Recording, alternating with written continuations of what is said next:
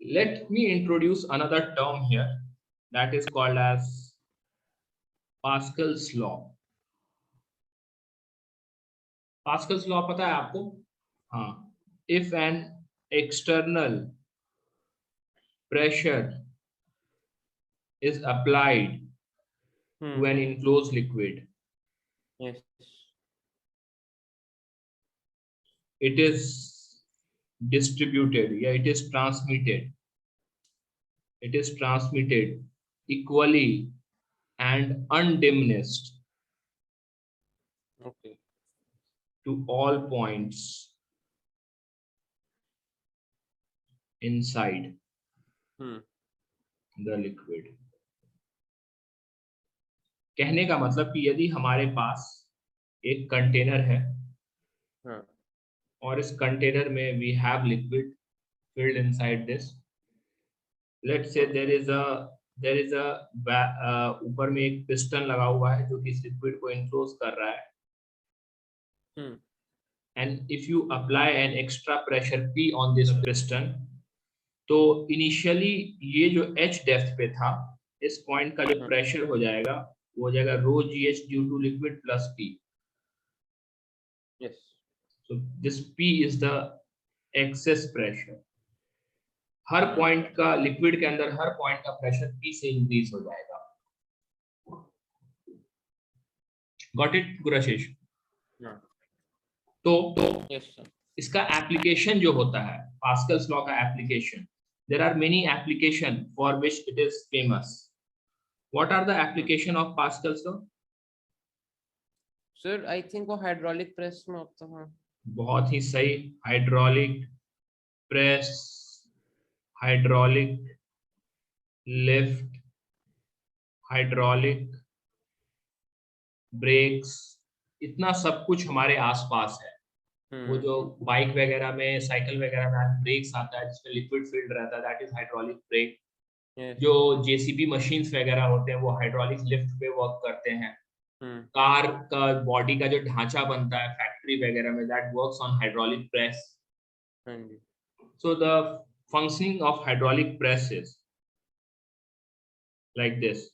एक साइड में छोटा सा क्रॉस सेक्शन होगा, दूसरे साइड में बड़ा सा क्रॉस सेक्शन होगा और इसके अंदर लिक्विड फिल्ड होगा.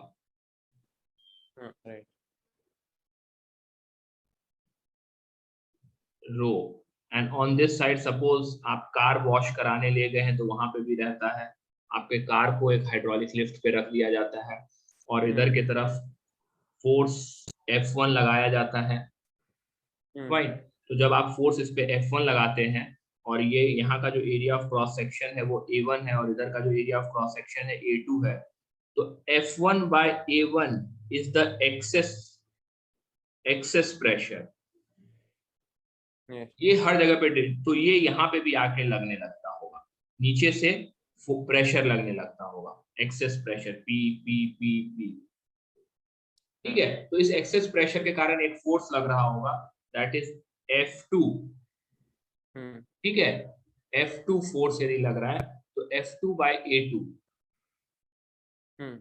Got it?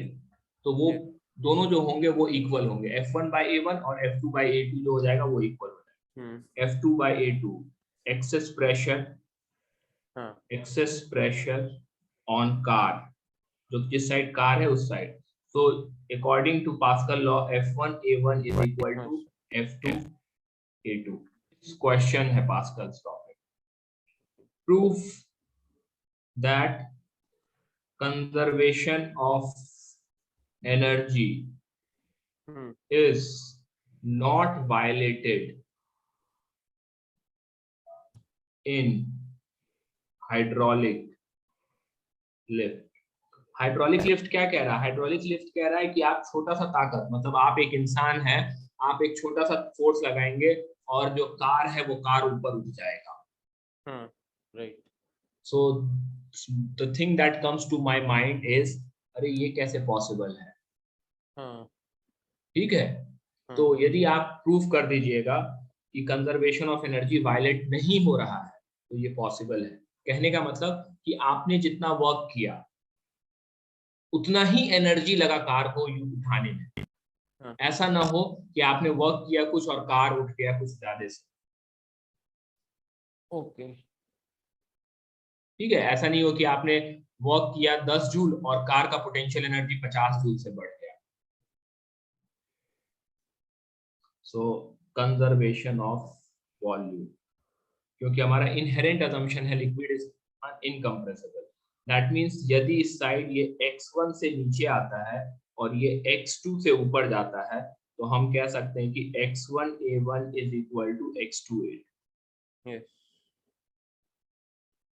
और दूसरा हम कह सकते हैं कि फोर्स F1 लगा तो इसके कारण वर्क डन x1 है, और दूसरे तरफ फोर्स F2 लगा तो वर्क डन x2 है। हाँ. So I know that F1 x1, I can write F1 as F2 a1 by a2 इधर से, यस. और x2 सॉरी x1 की जगह पे I can write x2 upon a2 by a1। so a2 a2 a1 a1 gets cancelled out, F2 is x2 आ गया। हाँ. Right. मतलब conservation, मतलब आपने फोर्स कम लगाया होगा, मतलब हम कह सकते हैं कि F into x is constant, कह सकते हैं ना F into x is constant।